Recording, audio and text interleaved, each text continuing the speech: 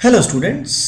इस वीडियो में आप लोग जानेंगे एक बहुत ही इंपॉर्टेंट रिएजेंट के बारे में जिसको बोलते हैं ग्रिग्नार्ड रिएजेंट। सबसे पहले अपन जानेंगे कि ये होता क्या है, what is it. Then we will know why it is so reactive, इसकी रिएक्टिविटी इतनी ज़्यादा क्यों होती है। तो आइए देखते हैं सबसे पहले ग्रिग्नार्ड रिएजेंट का structure. What is the structure of Grignard reagent, उसको एग्जैक्टली क्या बोलते हैं। तो देखिए, ग्रिग्नार्ड रिएजेंट जो होता है actually it is a organometallic compound. इसको बोलते हैं ऑर्गेनोमेटेलिक कंपाउंड बिकॉज इसके अंदर ये जो R और Mg के बीच का बॉन्ड होता है, this particular bond is known as organometallic bond. इसको ऑर्गेनोमेटेलिक बॉन्ड क्यों बोलते हैं, क्योंकि ये Mg जो है इट इज अ मेटल और ये जो R यानी कार्बन, ये क्या है, ये ऑर्गेनो है। ऑर्गेनिक कंपाउंड्स मेनली किससे बनते हैं, कार्बन से बनते हैं। तो hence this RMg bond is known as organometallic bond.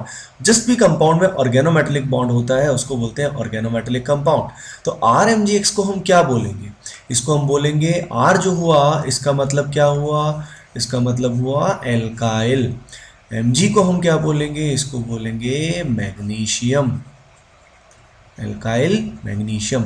और X का मतलब यहाँ पे क्या होगा, इट मीन्स हैलाइड। तो RMgX का मतलब क्या है, एल्काइल मैग्नीशियम हैलाइड। अब इसके अंदर आप ध्यान दें तो दो तरह के बॉन्ड है। एक बॉन्ड तो आपको दिख रहा है ऑर्गेनोमेटेलिक बॉन्ड, दूसरा बॉन्ड आपको दिखाई नहीं दे रहा है क्योंकि वो कोवेलेंट बॉन्ड है ही नहीं। इसमें Mg के ऊपर पॉजिटिव चार्ज है और X के ऊपर नेगेटिव चार्ज है। ओवरऑल न्यूट्रल होने की वजह से इनके चार्जेस को हम दिखाते नहीं हैं। बिना दिखाए भी ये ऑब्वियस है कि यहाँ पे प्लस और यहाँ पे माइनस होगा। तो दो तरह के बॉन्ड RMgX में होते हैं। एक तो होता है organometallic bond. Organometallic bond is a covalent bond, organometallic bond is a covalent bond. और ये MgX के बीच में जो बॉन्ड होता है it is a ionic bond, ये एक आयनिक बॉन्ड होता है।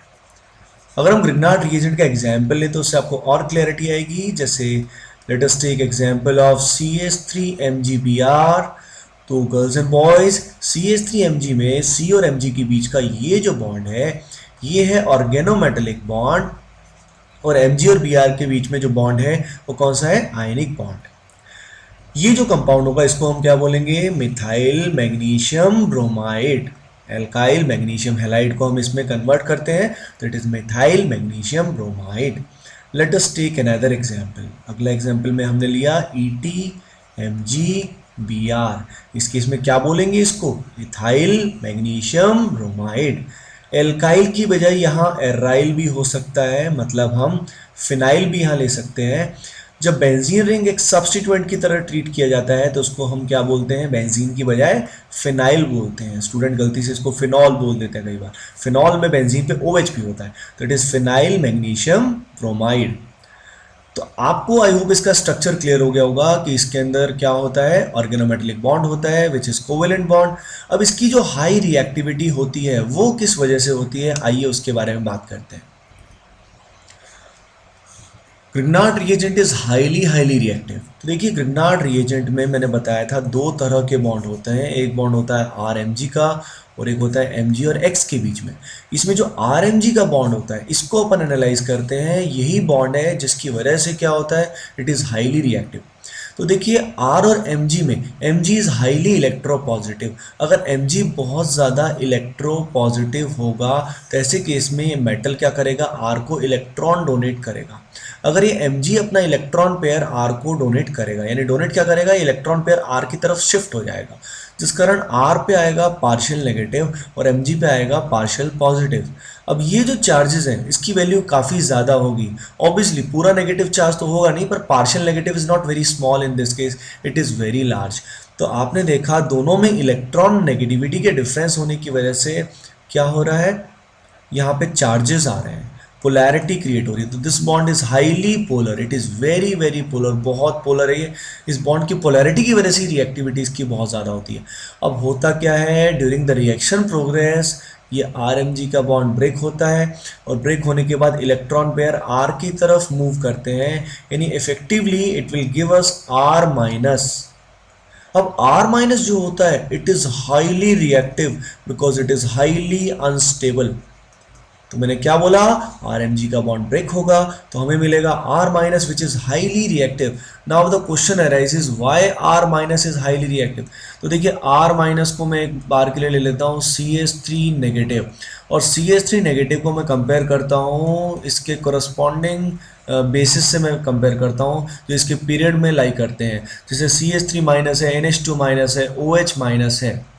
आप सभी ने सुना होगा कि OH minus is a good base, पर खुद ही बताइए C minus, N minus, O minus, इन सब में लीस्ट स्टेबल जो होगा वो कौन होगा, कार्बन पे नेगेटिव चार्ज। बिकॉज कार्बन जो होता है it is less electron negative, तो ये नेगेटिव चार्ज को अच्छे से होल्ड नहीं कर पाएगा, यानी इसका इलेक्ट्रॉन देना क्या होगा, आसान होगा। और रिलेटिवली ओ जो है इसकी इलेक्ट्रॉन नेगेटिविटी ज़्यादा है, तो इसका इलेक्ट्रॉन देना क्या होगा, टफ होगा। तो ऐसे केस में सी नेगेटिव ओ नेगेटिव में C negative is less stable, O negative is more stable. Hence reactivity C negative की इन सब में सबसे ज़्यादा होती है। इवन NH2 माइनस को भी अच्छा बेस माना जाता है, OH माइनस को भी अच्छा बेस माना जाता है, पर CH3 माइनस जो है इन सब का क्या है, डैडी है, डैडी ऑफ ऑल, यानी सबसे ज़्यादा पावरफुल है ये। तो ओवरऑल हम क्या कह सकते हैं, ओवरऑल हम ये कह सकते हैं कि जो R माइनस होगा या तो it will act as a base, या तो वो बेस की तरह बिहेव करेगा, या it will act as an nucleophile, या ये एक्ट करेगा एक न्यूक्लियोफाइल की तरह। थोड़ा सा फर्क होता है बेस और न्यूक्लियोफाइल में, इसके बारे में हम बाद में बात करेंगे। यानी ग्रिग्नार्ड की रिएक्शंस जब हम आगे देखेंगे तो रिएक्शन दो तरह की होंगी, वो होंगी एक तो एसिड बेस रिएक्शन और एक होंगी न्यूक्लियोफाइल से रिलेटेड रिएक्शन, क्योंकि R माइनस खुद क्या है, न्यूक्लियोफाइल है, डोनेट इलेक्ट्रॉन पेयर। तो स्टूडेंट्स अगले वीडियो लेक्चर में आप जानेंगे प्रिपरेशन ऑफ ग्रिग्नार्ड रिएजेंट, इसको कैसे बनाया जाता है, and then after we will study the reactions of Grignard reagent. So guys, I hope you like the video. Please share and subscribe. Thank you.